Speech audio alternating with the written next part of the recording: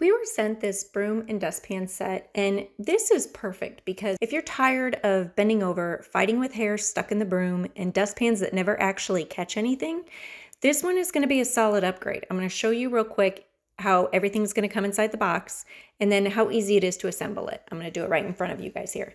Now, the self-cleaning teeth on the dustpan are the standout feature on this one. You can pull the broom through it and it removes hair, dust, and pet fur without you even having to touch it, which is the goal if you sweep and use a dustpan a lot throughout the day. You can pull the broom through and it's just gonna take all that stuff off there for you, which is especially helpful if you have dogs or cats or really long hair. I didn't realize how much of a difference that would make until I actually used it. Now the broom itself feels sturdy and it sweeps well on both hardwood and outdoor surfaces like the garage or the front porch. The dustpan sits flat on the floor, which I love, so you're not constantly chasing dirt that slips underneath it. I like that it has the angled edge there, and so it just kind of, all that dirt just slides right on up into it. I like that the whole set stands upright, which it keeps it out of the way and it looks so much more cleaner stored. It's a practical, easy to use, and it just makes everyday sweeping less annoying.